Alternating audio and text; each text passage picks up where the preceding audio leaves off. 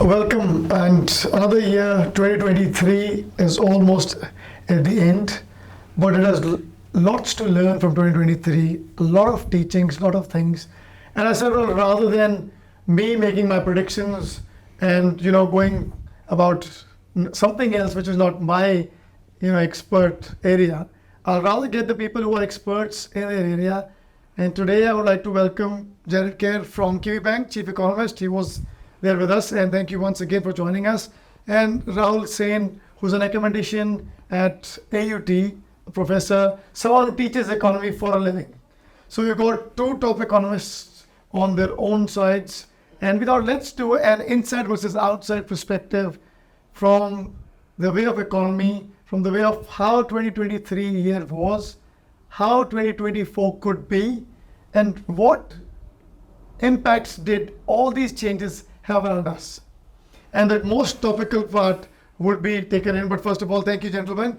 And, welcome, Jarrod, welcome, Rahul, coming in on the Fund Master Studio and wrapping up the year for us. It's a pleasure. Anything you want to say to start before I start with my questions and bombarding you, Jarrod? No, not really. I'm looking forward to the questions. There's a lot to discuss. There is a lot going on out there, and we're getting questions almost daily. What are your thoughts for next year? What are your thoughts for the next 2-3 years? So we're looking forward, not back. Perfect. What about you, Rahul? Yeah, and first of all, thank you very much, Dave, for having me as part of this, and obviously as an academic and for someone who is right now actually even teaching this very stuff to my students. I think it's really important for common men to really understand the point that we are at in the economy, and of course looking at the long-term prospects. And just as Jarrod said, I think we are looking very positively to fresh start in the new year. And I think we have a lot of indicators which suggest that the economy will bounce back. We have a new government, so we have a lot of good things to look forward to. Perfect, and that's a great segue, Rahul. First of all, now a great segue to my first question. Yeah, the government has finally been formed. It's changed.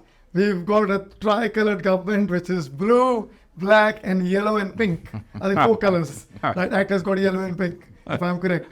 So I thought, well, let's start with the most important topic of the year. And, I'll start with you, Rahul. This has been a year of change. Mm-hmm. The slogan of National Party was vote for change. The change has been voted for. Yes, we had 16, 18 days of haggling around the deputies and the 18 months saga. But interesting though, at the end of the day, it is interesting. So Rahul, the government has changed.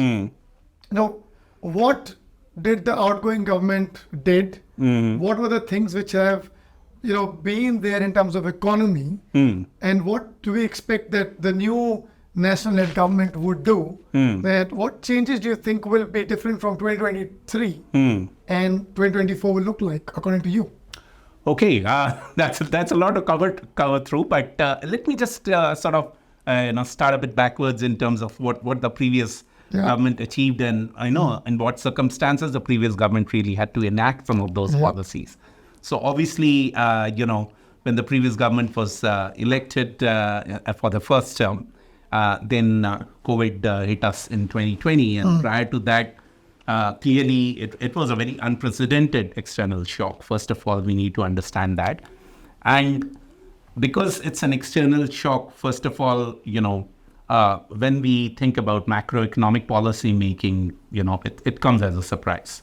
So it's never really easy to, sort of respond to it immediately. You have to understand how this shock is going to work through your economy, and then your policymakers can think about, how best you can sort of mitigate the impact of it. So essentially what happened during COVID, as we all know, because of the closed borders, because of the lockdowns, if you just break down the general growth components that we had, which is consumption, investment, government, and then of course your net exports. So consumption and investment were both pretty badly hit because of the lockdown, because of the closed borders, and so was exports as well. So the only way to keep the economy really growing was to pump up through the government spending, and that's what they did through the wage subsidies to make sure that businesses keep afloat at that point. And this is a question for both of you here. Jarrod, I put you in, bring you in. This wage subsidy saga, was it important for this? Was it a need for the country to keep it afloat? What is your take on it? Absolutely. Absolutely. We learned from the Kaikoura earthquakes that it worked, and it was there, easy to implement. They didn't have to do much. They could just do it. So I think the initial response to COVID was very good, and I think the wage subsidy did its job. Went on for too long, and I think we overstimulated in the end. But I would much rather live in a world where we've overstimulated and want to cool things down than not doing enough and trying to fight our way out of a prolonged recession/depression. So, we were sitting there at the height of the COVID madness. I was having daily meetings with our board, the board at Kiwi Bank. I was having, regular conversations with Treasury and the Reserve Bank. Financial markets were seizing. We saw that in 2008. We got a little worried. Reserve Bank stepped in. The economy looked like it was going to have a very, very bad recession. Government stepped in, and what we learned is that when the government works with the central bank, it's so much more powerful rather than trying to get the central bank to do everything. So I think the initial response was bang on. At the time, to give you an idea, we all thought we were going to see 10-15% contraction in economic activity over a prolonged period, and we all had forecasts of unemployment going up to 10% plus.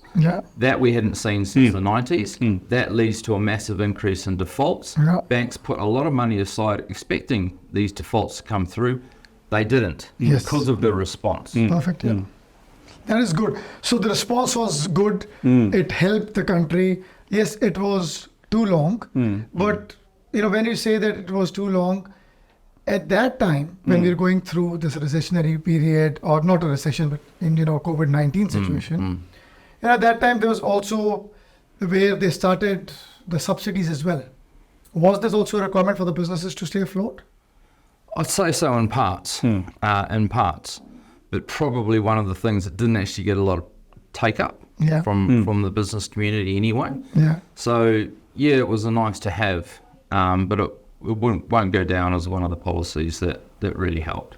And this basically, we went into this COVID-19 situation, and we went into, a very increased price market. The interest rate, which was decreased at that time or lowered by, the OCR was down, and we had 2.19 and 1.9, and people predicting negative interest rates and whatever. Was this the right move for the country? Rahul? I mean, if you, as Jarrod had mentioned, given the economic environment that we were in, and given the sort of shock that we experienced because of COVID, we had to, the government had to put in measures to stimulate the economy, to restore some, confidence for the businesses and for the investors. But the other thing that we need to remember here is, when COVID struck in 2020, initially, the economic repercussions of that leading into the supply chain disruptions, and of course the unexpected event added of the Russia-Ukraine war, was not known at that point of time. What people thought was, this is like any other pandemic. Okay, the borders will be closed for some time, we'll have restrictions, but once it goes away, life will return back to normal, and everything will come back to the status quo. But that's not what happened, and that's where the inflationary pressures really came through onto New Zealand as well. So it was not just non-tradables inflation. And that is where, the policy making, obviously at that point of time, couldn't take that into account, because they didn't know how serious the supply chain disruption was going to be, and more importantly, how long it was going to linger. Because I think even if you ask any global economist at that point of time, they won't have predicted that the entire semiconductor industry will shut down because of, COVID-related disruptions. But it happened. So that is, really where the risk factors of policy making lie. And I think given the constraints that the government was operating in at that point of time, that we had that pandemic crisis, and we had to balance, of course, between our health and economic outcomes. They prioritized health over economy. And, that's what we saw happening with the previous government. So, they did try to, of course, also pump in money through the cost of living payments when things sort of got out of control. But again, you have a contractionary monetary policy here trying to reduce money supply. And then at the other end, you have an expansionary fiscal policy. So, when you have a combination of those two, I think it becomes really hard and very uncertain to see in which direction the economy is supposed to go. But I think, Jarrod could probably add a little bit more on that. It's very important to have your view on all of this because it's, you are in the bank. Yeah. You are seeing, inflation has been brought in. It's a word like every kid now knows. I mean, they don't know what chocolate is. They know inflation now. Right? So getting from you now, what inflation, where did we start getting into the inflation world? Yeah. What was the root cause and how are we doing with it? Let's go on that, adding on to Rahul's stuff. Yeah, so what Rahul said was the starting point, right? So the supply chain ceased, and that was a big issue. And we saw the cost of shipping, we saw the cost of everything blowing right out. I mean, it would cost you, let's say, $2,000 for a 40-foot container prior. Then it got up to about $15,000 for a 40-foot. I mean, that is outrageous, right? That was just the state of the supply chain at that time. Yep. So that started the inflation spark. You mentioned the Ukraine war, a whole bunch of other things. You saw oil, spiking as well. Next minute, we are in quite an inflationary world. And what did we do? Well, we stimulated. The government came in and stimulated. And the central bank cut interest rates to the lowest level in human history. We had negative interest rates in large parts of the world. Never seen that before, right? Even our central bank was thinking about a negative cash rate. I was fiercely opposed to it, but that's another argument. That was the discussion. So that's where you got your 2.19 mortgage rate, which was lower than what we had in the 1950s after World War II. And that was low, right? So very, very stimulatory. So we had a supply side disruption, and then we had a massive boost in demand. And that boost in demand at a time of restricted supply saw inflation soar. So global inflation went from, 3% to about 10.1%, right? And it's now, tracking south, and we hope that it continues to track south because we're reining back. We're pulling in the trillions of dollars that was thrown at these problems. Correct. So these went, obviously, we all knew, and as a layman, I would say that even the brands of watches and global stuff, they just outrageously went, you had to wait for a year to get a watch of some sort or whatever I was hearing from someone else. And I said, well, how? But people were thinking, will this comment be right in saying that people were scared about that they got the money, if they're not able to spend it. And the whole world was spending money. Let's buy a new car. We don't know if we'll live or not. Let's buy a new this. Was it true that the reaction of public was also very much in line with the inflationary world? Yes, it was. We saw it in our credit card spending. So we saw straight out of lockdown, people spending money. You could not get a pool in New Zealand, believe it or not. We ran out of pool. Everyone wanted a pool in their backyard. Everyone wanted a new car. Everyone wanted, I think that we actually put a much greater value on our house because we were locked in it. Yes. So, you looked around, I do need to get, a pool. I do need to fix that deck. Would be nice to have a car. You put a lot higher value on that house. Yes. And we saw it come through, right? House prices took off. They were up 47% in 18 months. You find me an asset as safe as that goes up nearly 50% in a very short space of time. Incredible. Yeah. And then it became a political problem. And then the politicians decided, actually, we need to knock this on the head. And the knock on the head was the right thing to do from an outside perspective. The political, when the government and Reserve Bank came and met, as Jarrod said, was it the right knock on the head that let's control this market?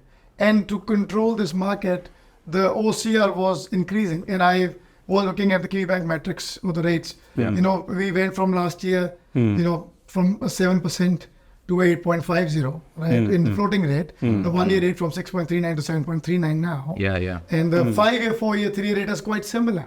So we'll go on the interest rates part because we're going to be very topical to talk about interest rates. But, they're hitting, right on the head to control the housing market. Was the right thing to do for New Zealand? Well, I think for this, I'll probably just take you back a little bit to Economics 101 in the sense that when we talk about monetary policy, the key aim of monetary policy in New Zealand is basically price stability, which is to keep inflation under control. Yes. And the mandate we have is to keep it within that midpoint of 1 to 3%, which was working very fine. Yes. Unless and until COVID hit us. And as I told you, post-COVID, we had a mix of tradable inflation also being high and then tradable inflation going really above non-tradable inflation. And that put additional inflationary pressures, obviously, which is now slowly easing off anyway.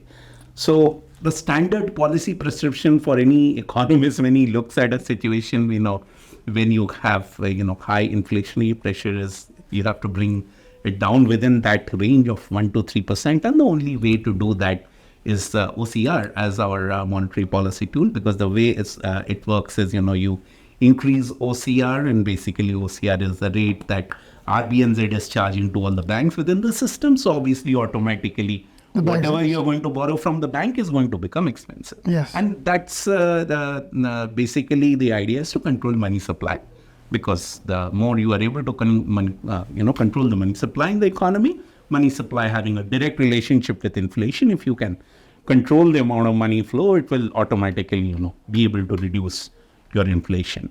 So in that sense, I would think given that we were facing almost a 7.9% inflation at that point of time, there was no other choice. You had to. But I would think that this indication of the fact that there will be inflationary pressures it sort of came in, I think, in the end of 2020s that, these supply chain issues were already coming through. So maybe instead of waiting till in 2021 or 2022, if we could have started increasing the OCR marginally a little bit earlier, I think the inflationary pressures would have been less felt. Yeah. And why do we, Jarrod, this is a question for you, and why does it happen? We've got all the top-notch people or top income brackets doing all of this, but the basics, why you get my question, the basics of one-on-one economy, what are the professors telling us and what you've done as well. Why are those basics not employed at the time when it needed? Why do we have to increase inflation? We put a pressure on OCRs and the OCR is increasing and everybody's going through a boom, 1.9, and suddenly people are at what? 7.5%, 8%, first term buyers at 8.10, some 8.20. Yeah. There's a massive shock to why only interest rates became the big, talk in the town. Why was it? Well, I think, there are lots of delays, unfortunately. So you're going through a pretty severe crisis that you don't really know how it's going to play out. And a lot of the data that we depend on and look to is very old and dated. Exactly. So you are kind of behind the ball a little bit. The Reserve Bank of New Zealand, to their credit, was the first central bank globally to start hiking. But that was October 21. And to your point, it should have been at the start of 21. At least start of 20. At least the start of 21, right? Maybe late 20. So they started late, and that allowed inflation to run hotter for longer and get more entrenched. But they did start hiking, and then they realised, they thought they'd hike to 3%, and that might be enough. We're off just 0.25%. Then they thought they'd have to go to 4, then 5, and we ended up at 5.5. Yeah. The problem again is banks are the ones that create money. So when you talk about restricting money supply, you're really talking about restricting banks' lending, because we create cash. And to do that, you're hiking the interest rate. So you hike the price to a point where, demand steps back and supply. They tapped us on supply with the triple CFA and other measures to make sure that our risk appetite was reduced. So they did all of that, and here we are. And like you say, some people went out and made decisions on a 2.19 mortgage rate. We tested them at the time to make sure that they could pay 6 or less. Yes. Now, just a year later, they were up at 5.5, 6. Another year, which brings you to today, you're up at 7, 7.5. So, some people's mortgage rates have tripled in a very short space of time. True. And the Reserve Bank believes that sort of heavy-handed tightening is needed to bring things back. I think they've probably gone a little too hard, but the data shows us that the consumer is hurting. They're hurting cost of living crisis anyway. Plus, they're getting hit with an interest rate which is much higher, and the interest rate is on an asset which has fallen 20%. So psychologically, for a consumer, they've been hurt. It's been a very awkward year for them. So 2023, if I could just add one point on that, and this is one of the issues with monetary policy as opposed to fiscal policy. Fiscal policy, you can target people. Okay, these are the people you need help. You provide the money to them. But monetary policy, you increase an interest rate, it increases for everyone, whether it is a low-income household, whether it's a medium-income household, whether it's a high-income household. So as he was saying, if we have mortgage rates tripling for low-income households, they are definitely going to feel the pain a lot more. So in that sense, unfortunately, it is a blunt instrument so far as monetary policy is concerned. And this is one of the criticisms of monetary policy in terms of being effective, that unfortunately it does end up having a negative impact on adverse impact on certain sections of the consumers. So inequality widens, right? And it's precisely right. So not only is recessions, inequitable, the poorer people lose out more than the rich in a recession. When you come out of it and you're hiking, you're hitting lower income households harder than higher income households. So it is not just it's a big criticism. It's a big criticism. But and this is on because this is the first time for me fiscal and monetary is clear. Right? So I think a lot of people will have that clarity. And I have a question on that, and this is more of a personal question, not written anywhere. That if the government knows, or if the Reserve Bank knows that monetary policy is going to hit, could they not have a measure as a fiscal policy to help those households which could be hit more? Is there something that balance could be created, or the balance is not possible? We only talk about balance, but there is no balance. It's a good question. I'm not sure exactly how we'd do it, because someone coming to us for a mortgage, do we say a lower income household gets a lower mortgage rate?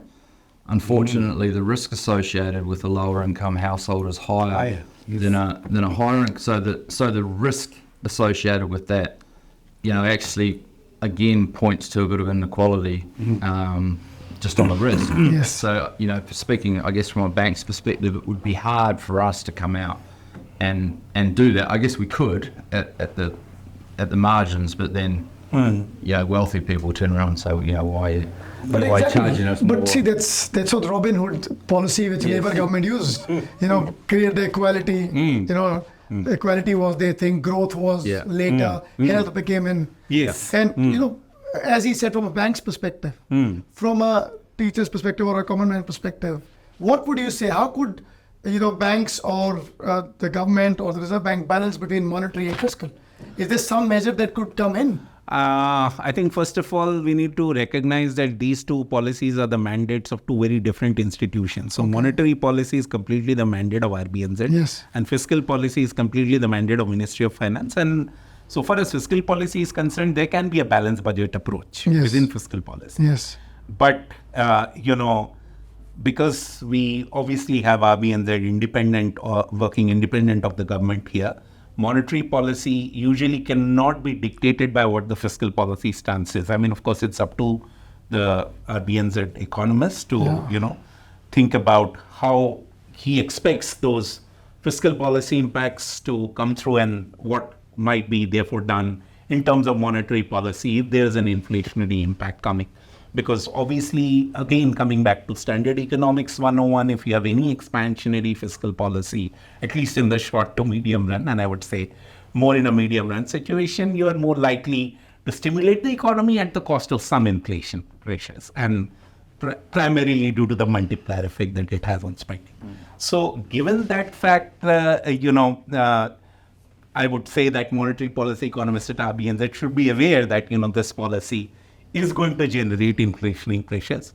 But again, the point is that, there are two things here. One is the lagged effect. So when is the fiscal policy actually going to, come up and show through in the data? And that's usually going to come through with a lag. Same with monetary policy. I mean, you announce an interest rate increase today. It's not just going to flow through immediately. It's going to take a couple of quarters through.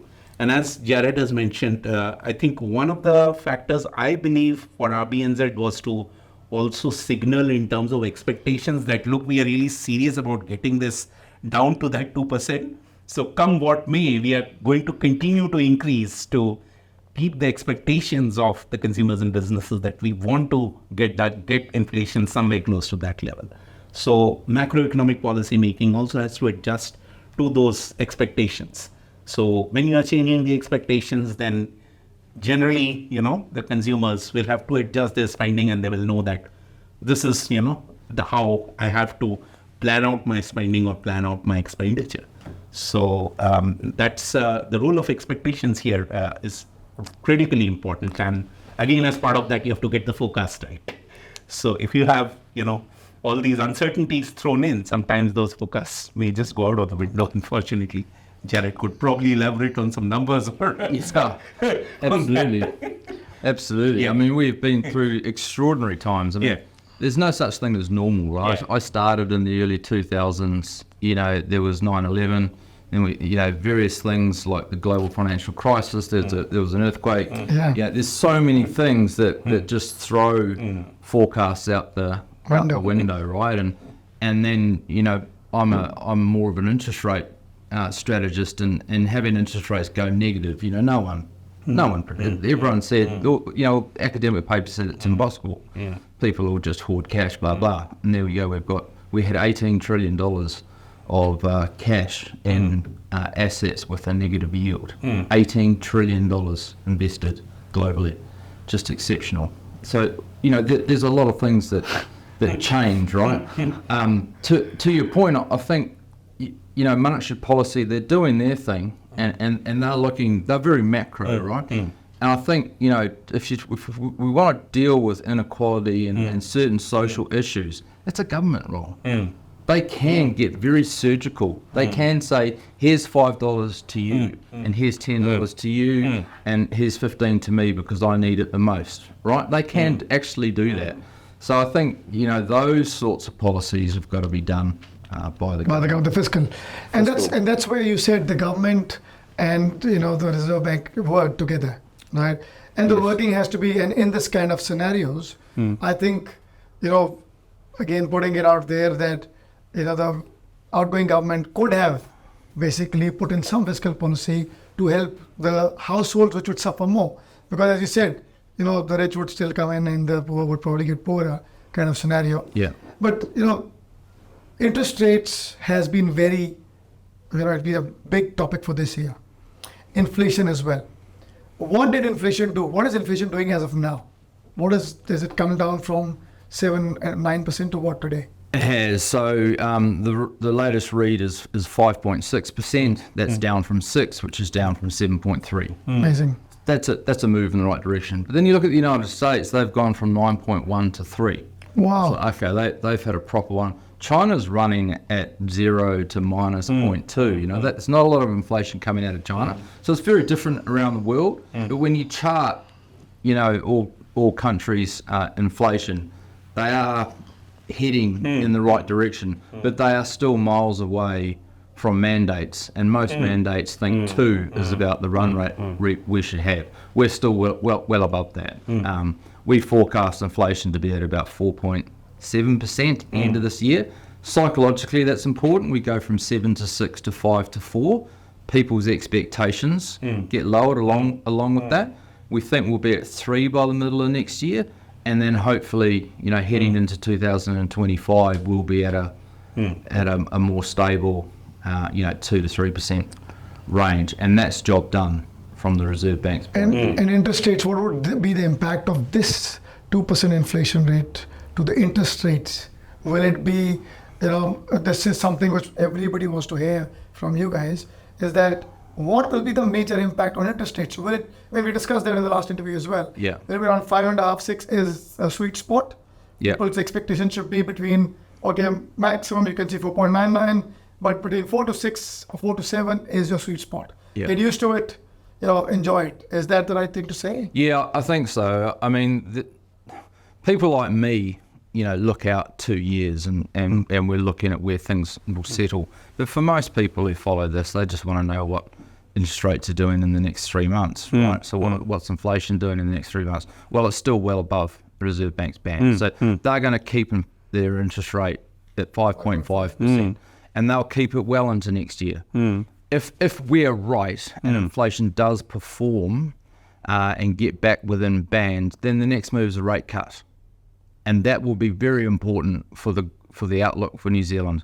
If we get rate cuts starting from around the middle of next year, we might get 1 or 2 and then quite a few in 2025, they will take that cash rate from 5.5 back to about 3, I think. And that can happen quite quickly. So in the process of doing that, your 1-year mortgage rate drops 1.5%, 2%. Your 2-year one probably drops a little bit further, right? All interest rates in the economy all of a sudden, are down. Yes, but what would your take be, Rahul, from an outside perspective? I mean, I would broadly agree in the way that he's looking at movements in interest rate going forward. But also, let's not forget that this movement in headline inflation that we have had, heading downwards to 5.6, is also because of the fact that the tradable inflationary pressures are easing. The supply chains are getting reorganized in a lot of countries. There are geopolitical shifts. So I think from looking forward point of view, I would think here for New Zealand, there would be 2 factors which also might impact on that tradable inflation. One, of course, is the current war situation, which is in the Middle East. Hopefully that doesn't, spike up oil prices, the fuel prices, God forbid. But apart from that, the other issue is economic risk diversification, which I think New Zealand does need to very seriously think about going forward, because clearly from what my reading has been around China's recovery post-COVID, seems that it's still not picked up, and there are some issues within the economy which is not allowing them to come back to that pre-COVID growth level as it was. And if we continue to rely on one single partner for most of our import needs, I think we are, risking our economy in that sense. And clearly, at the other end, we have India. And we need to contrast a bit here in terms of what Australia has been doing in terms of the post-COVID response here. Yes. And I think New Zealand is learning from it. I believe, we will see a lot more policy making probably mimicking in their direction. One of the reasons, of course, is the supply chain issues. So clearly from Australia's perspective, supply chain resilience was a very important angle for them, and they saw that they need to reorganize their supply chains, moving away from that reliance, and they have already done it. And in some ways, through that ECTA, the early harvest agreement that they have had with India, and of course negotiations are still going on towards a full-fledged trade agreement. New Zealand, on the other hand, is not part of that supply chain resilience initiative, which is India, Australia, Japan and US, but then we are part of the IPEF, which is the Indo-Pacific Economic Framework. And supply chain resilience is a key pillar of that. So I think in that way, New Zealand has got a good opportunity to reorganize its supply chains. And that's why I would believe that, in terms of the trade outlook, which we probably will be discussing, in a little bit more detail later on, the economic diversification in terms of moving away from one single key trading partner is really key. And I think that is absolutely essential. Absolutely essential. It's something we have not done. Back in 2015-16, I was looking into this. I was doing some work for conference over there, Indian business, all this sort of stuff. Really, really cool stuff. And I started doing some demographics. And I started looking at New Zealand's population, Australia's population, and then I thought, well, what's China's population's doing? It's peaking. Peaking. And it's aging. That's not good. What's India's population doing? It doesn't peak until 2070. Very young country. And in my opinion, you look at these two trading partners, and one is easier to deal with. Yes. Speak English. Yes. We love playing cricket. There's a lot of commonalities. A lot of commonality, yes. There, right? IPL. All of that. Yeah. We've got a natural tie. Yes. So for me, who's going to grow more in the next 50 years? India. India.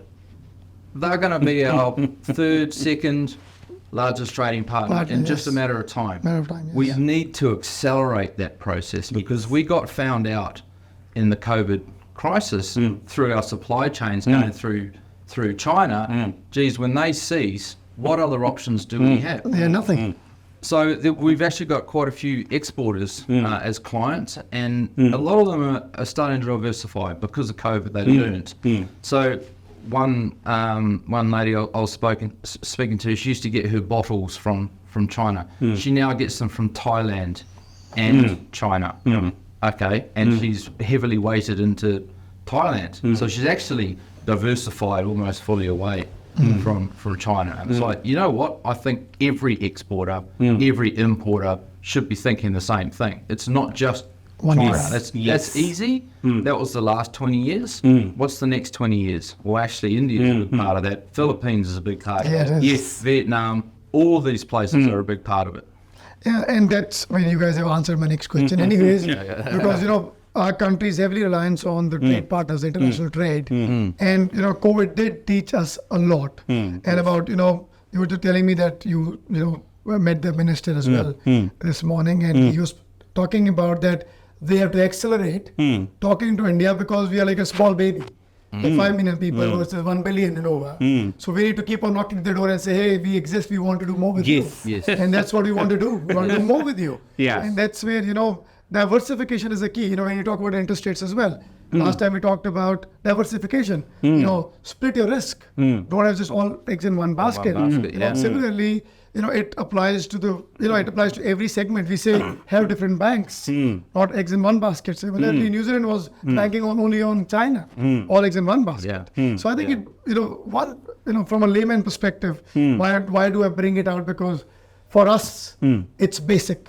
Yes. Don't put your eggs in one basket. And also, with this discussion we've had with these gentlemen, that leads me to my next question. We've seen a lot of migration. First of all, Jarrod, let us know, what is the net migration as of today? Well, it's a large number. It's 120,000 in Net. 1 year. Yeah. 1 year. Okay. So we brought in, I think, 200. nearly 200 migrants. We lost, I think, 30 or 40 migrants going home. And then we lost about 40,000 Kiwis net. So net 120, which is the largest we've ever seen in 1 year. And if you look at the chart, we had the largest migration boom in New Zealand's history between 2013 2019. We then went through this interesting experiment where we just closed the borders, right? Now we've opened them up again, and bang, it looks like a continuation of a migrant boom which has been in place for 10 years. That's fascinating for us. And you know what? It makes sense. New Zealand's an attractive country. So is Australia. We're getting people from India, China, Philippines, South Africa, quite a few, Asian countries. That's great. It's absolutely great. And they are aged between 20 and 35, most of them. And this lot that we've seen, quite young in that bracket. So they are itching to work. They're keen to come here, get a job, start a life. And, that's the perfect answer for us, because leave us alone. Close those borders. We've also got a population that peaks quite quickly. We've also got an aging population. Yes. Our migration actually is like the fountain of youth. It's bringing in people into that sort of segment, that 20 to 40-year-old segment, hard workers, what we need for an aging population. So a lot of people have come, and we know net migration is 120. Jarrod and Rahul. We've got a younger population coming in, right? What does this new government need to do One, to sustain them, retain the talent, Yep. and attract more better talent throughout the world. And I would also want to add after that, the medical industry, Medical. health industry, Healthcare. the doctors, the healthcare, Uh-huh. right? We need some equivalencies, and this is what I want to bring out today as well, and probably send a strong message out, that we sometimes stop and saying, oh, this doctor is from this country. Yes. You haven't done UK or you haven't done Canada. But the experience you get from some countries is important. What we need to identify as a country is that we need to have the right partners in those countries. You do not pick a college out of running from a remote village which got only 100 students. Yeah. You pick a college like AIMS, IITs. Like I'm talking about India because IITs are top IT professionals. Yeah. They are world ranked. AIMS is the top medical, PGI. The cross country relationship should be only picking up partners which produce the best doctors, best nurses, the best people. We should attract the best talent. So I would want your opinion on what do you think, Jarrod, this migration should flow in. As I said, I repeat the question, what the new government should do to retain, sustain, and gain. Well, I mean, I hear we're getting a lot of tradespeople. Okay, there's a lot of construction that needs to be done. Fair point. We're getting nurses and bits and pieces, but not enough. Yes. So I think the first thing the government needs to do, and all governments going back 30, 40 years have failed to do, and that is to increase our spending on infrastructure. Our infrastructure can't handle the people we have now. Exactly. Add another 120, it just gets even choppier. And the lack of infrastructure spending had led to a shortage in housing. 120,000 people arrive. We're going to need 50,000 more homes. We don't have it, and we're not building it. Right. So the problems with our society is a lack of investment in key infrastructure to start with. And then you go to your point, which I think is the same. We're not investing enough in health, education, and all the services that are required for an extra 120,000 people who just arrived. Exactly. So we're not keeping up. And if you look at our spending on a per capita basis, so per head, it declines over this migration boom. And that is not good. It needs to at least stay the same, if not increase a little bit to get ahead of the curve, because we know there's more people that'll keep coming here. They love this place, and so they should. But they're going to get here, and they're going to realise they can't afford a house, and they're going to realise that everything they're buying is a damn sight more expensive than they thought. And their $80,000 paycheck, which they thought was huge coming from where they come from, actually doesn't go that far in New Zealand, right? So we don't want them to come in and have a negative experience. We want them to come in and there to be enough roading and rail and buses and all the good stuff that we don't do well. I totally agree. And from a person who's teaching in AUT, have you seen an influx of a lot of other international students who are coming in now this year? Yes, I think clearly the trend has reversed from what we saw in COVID. Just to give you some perspective in terms of numbers for the program that I was involved in teaching, which is primarily international students, which is a business course. We used to have about 200 plus students prior to COVID, which sort of dropped to about 100 during COVID, a lot of them online. And now we are sort of creeping back. So we have about 150 odd students back in that program. As I think Jarrod was mentioning, again, from my perspective, when I teach my students and when I'm especially talking about the macroeconomics long versus short run, I think that is very important, that we have this opportunity here with these new skills and that people are bringing in, the migrants are bringing in, and, that could push our long run growth frontier. And that will open up opportunities for our economy to grow in the long run. But again, the government needs to work through to make sure that we have the necessary infrastructure available for them. We have the sort of quality of life that they were expecting when they migrated, because if it doesn't match to the expectations, then it could sort of become a pit stop to go on to Australia. And it has happened with, a lot of Indian migrants. Yes. And this is, again, something I think the new government needs to be conscious of, that especially when we're talking about building that relationship with India, which is expected to be the third largest economy, by the way, in the near future. we have really not taken that relationship seriously for a long period of time. And Australia has taken a first mover advantage to the next level, talking about mutual recognition qualification, like you were saying, nurses and doctors and things like that. We still do not have anything like that. So to me, I think, not only does, the economic relationship with India, so far as New Zealand is concerned, needs to be a priority. And this is for New Zealand's long-term economic growth. So I think what is important is, and that's what I also have kept emphasizing in some of the articles that I've written, that why we are only interested in trade in terms of just selling goods. We should look at a long-term perspective with India where we can develop an investment partnership where we can help India grow also. We have sufficient technologies and skills which we can offer to India. Likewise, India can offer us the technology and skills, particularly services sector, not just necessarily goods sector. And that will pave the way anyway, ultimately, to build that relationship into a formal sort of a comprehensive trade agreement as we are talking about. And I would actually rather say that, my experience, because whatever research I have done on trade policy and on India seems to suggest that, when it comes to Indian negotiators, they do not like the word free trade agreement. Something tells them that, we are going to be at a disadvantage and the negotiations will basically, make our domestic industries at a disadvantage. So, we need to have some protectionist sentiments there to make sure that our, we don't get flooded by imports. And that's the reason why I think what Australia has done, they have named it as economic cooperation and trade agreement. They cannot make that free trade.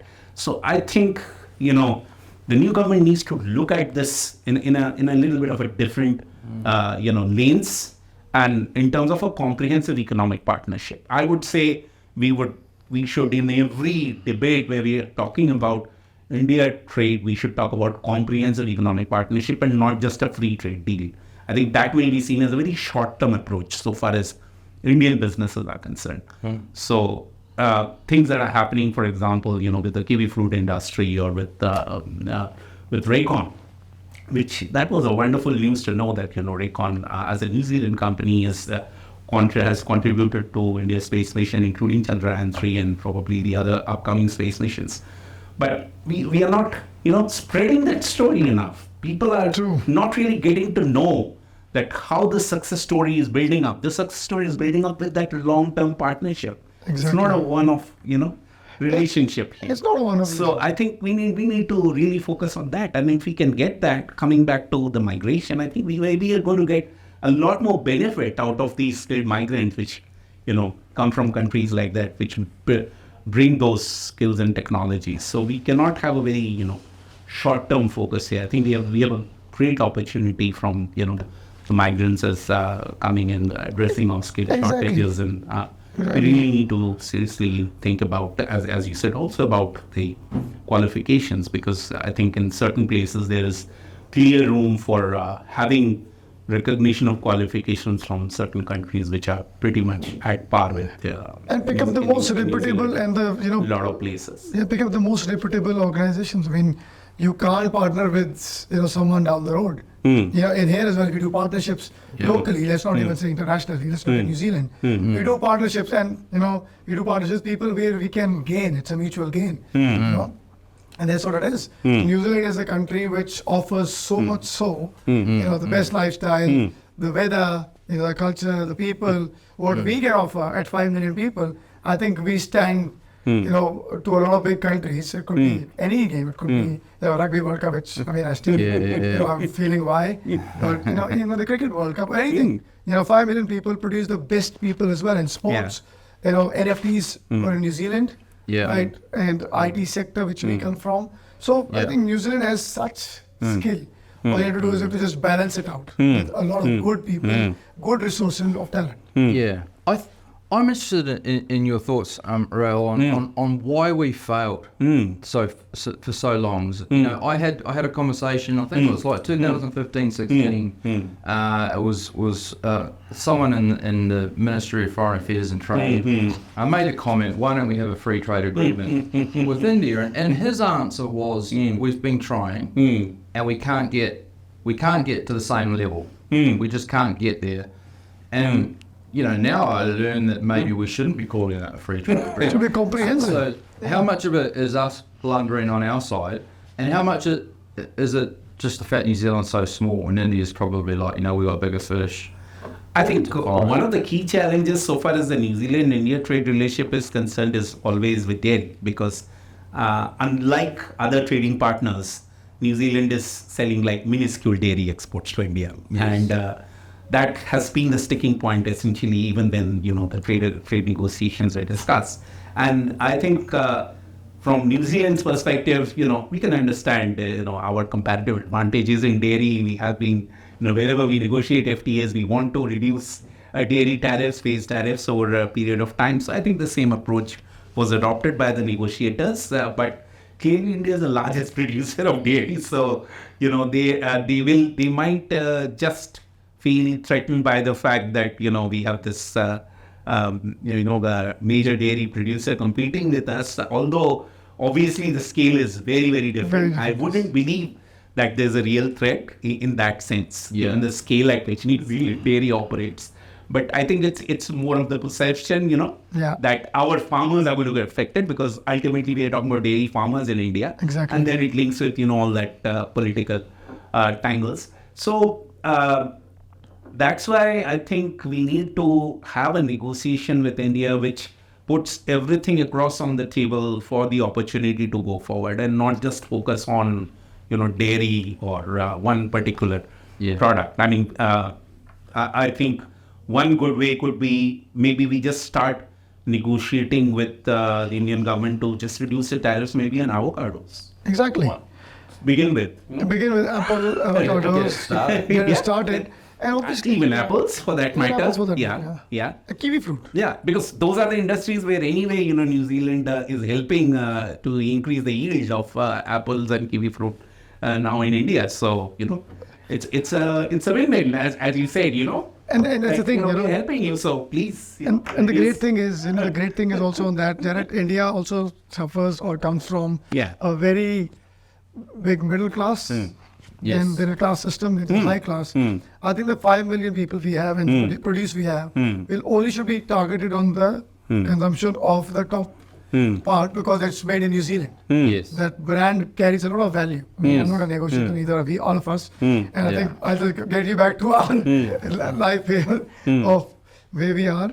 There's another factor which, we're talking about the comprehensive economic partnership with India. But I've also seen that entertainment industry is also one of the major. We've got one of the top scenic sites. The visitors or the people in tourist sector will also increase after COVID, obviously. That's what we'll see. And we'll see a big boom in that. But the entertainment side, there was a news that James Cameron would want to come and invest in New Zealand and start doing film production at a higher level, at a top level. Do a lot of stuff in New Zealand. What do you think about the entertainment sector throughout the world? What does New Zealand has to offer? And what does it help us in economy? Oh, I mean, it definitely helps, right? It's another export of ours, and a valuable one. What New Zealand prides itself on is, the reason why we get these movies. It's our beautiful scenery, right? We're a clean, green, gorgeous country, one of the most beautiful in the world, and we need to leverage that. The tourists know it. They come down here because of it. But then you get a movie like, Lord of the Rings as an example. I mean, that has become an industry in itself. People come down here for that. The more movies we can do, the better, because it's a win-win. Obviously, you get a great movie, but the tourist flow off the back of it is great. Whatever we can do to stimulate that. Just stimulate our economy. Yeah, I mean, just adding on to that, if you think about, again, our relationship with India, entertainment industry is huge out there. We have had, some Bollywood movies being shot here in New Zealand a couple of years back. But there's no momentum. We haven't really seen that picked up. I don't know what is the reason behind that. But again, the direct connectivity. I think that is something we are really looking forward to in 2024, I would hope. And, the trade minister today morning, the event that he spoke, he did say that, that he will be very seriously looking at it. And it's pretty frustrating because if you want services industries like these to thrive and investments to come into your country, if you do not have direct air connectivity, the incentive is not that high for a lot of businesses to think about going frequently. And if you want to build up that relationship, as I said, over the longer term, the best way to demonstrate that would probably be to start a direct air connectivity, at least maybe to Delhi to begin with, if not both Delhi and Mumbai, because Mumbai, of course, is more of a commercial hub. So certainly Mumbai, I would believe to begin with, so far as businesses are concerned. But to Delhi as well. And Air India, for example, I'm flying to 3 or 4 different Australian cities non-stop. So, I think the time has come to really put aside. And there's also another factor which, I would like to bring about is that, we talk about this. Any business to develop in New Zealand, anyone, what do they do? Network. Yeah. The key is networking. What New Zealand has taught me is networking. Yes.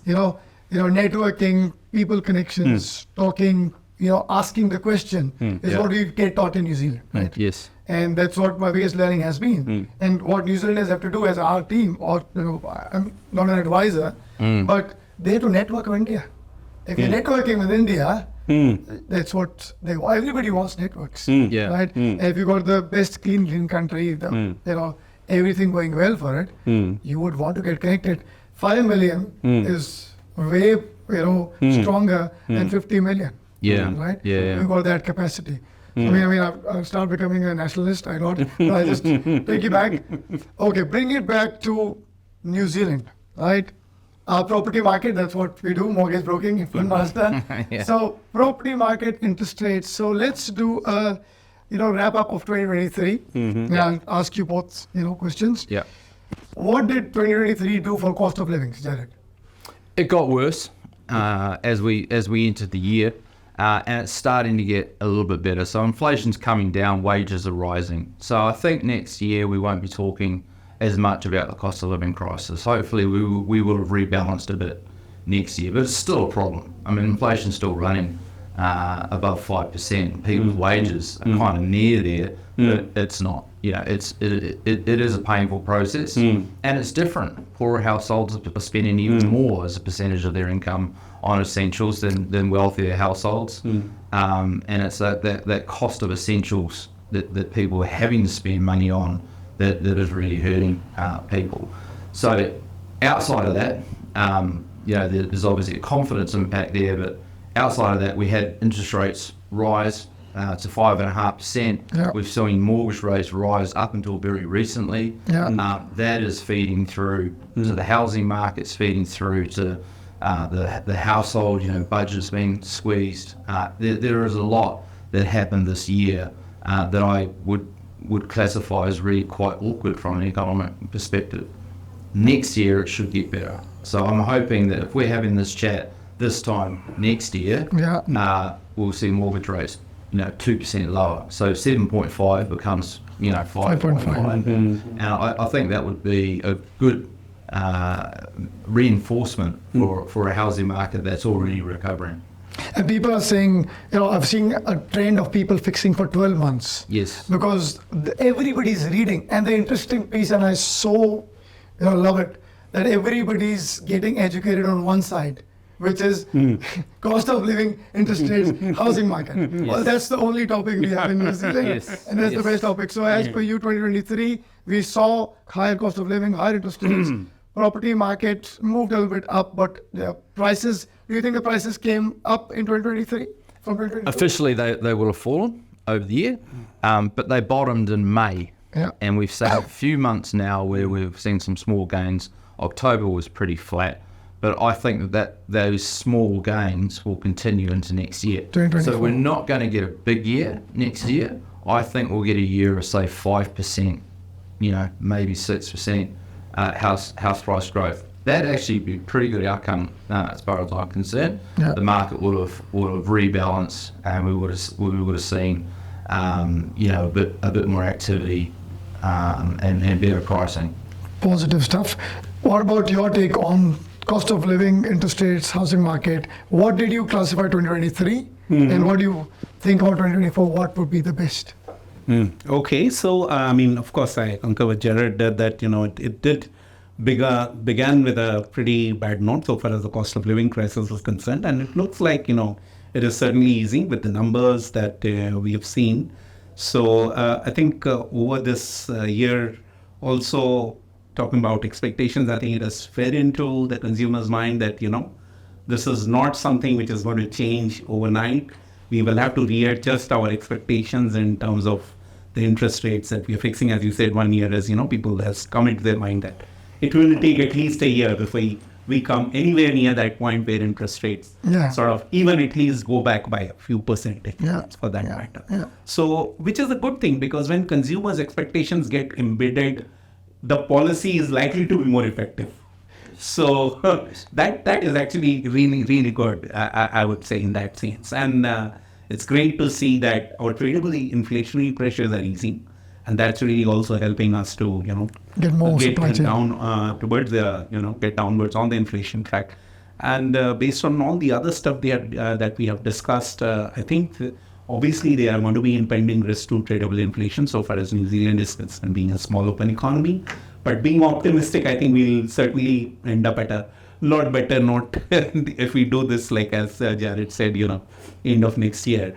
And the other thing also is what government policies are going to be with respect to monetary policy, because I think when the National Party was campaigning, they were pretty clear that they want to bring inflation under control as soon as possible. So it would be quite interesting to see how they're going to achieve that, given that they're also going to pursue tax cuts, which is an expansionary fiscal policy. Yes. So it's going to be interesting to see how they are going to now sort of and they will obviously not be able to direct monetary policy probably along what people's, but at least how they are going to work with fiscal policy alongside a monetary policy stance that's definitely unlikely going to change, as Jarrod said, till at least the middle of next year. So.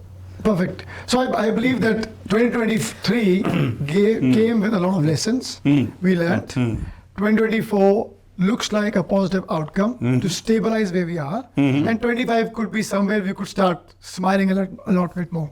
Or laughing, I would say. Hopefully. Right? So let's keep the hopes for the best. And in terms of, I always say, and I was discussing this with you guys, right? Yes, inflation came in. Yes, expenses were high, cost of living is high, but it also comes from, every cloud has a silver lining. We're also learning that higher interest rates can be there. We're learning sustainability. We're learning how to do hard work. We're learning how to curtail expenses. Yes. That means it is a good way in terms of mortgage to pay down a mortgage faster. Right? It's a good way to control your expenses. It's a good way to check in that if you don't need something, you don't need to spend more. Right? So 2023 could be seen in a way where we learned a lot, and it's absolutely blessing in disguise that even the higher interest rates are teaching us something. The property market is controlled, everybody's slowed. It's also given people just sit back and relax and calm down and get ready, because sometimes you need a break. So I believe 2023 did teach us. It's a good way, and 2024 is what we would welcome. And I would also request you guys that we should, the next 12 months, we should do a quarterly approach of catch up and take the market every quarter and go to this common man through this digital media way and tell them that it's not doom and gloom all the way. It's sometimes sit back, relax, learn, calm, and let's decide the next steps as everybody does. Yes. What would you say? Yeah, agreed. Okay. No, absolutely agree. Perfect. Well, that brings me to the end of this great interview. Thank you so much for this day and time to wrap up 2023. There was a lot more input inside. I believe everybody who watches this interview learns and thinks that it's positive. Go, go, go. The new government, the new year. Let's make it all happen and enjoy the Christmas and New Year break. Wishing you all Merry Christmas and Happy New Year to you both as well. Thank you very much. Thank you. Wishing the same to you too. Thank you.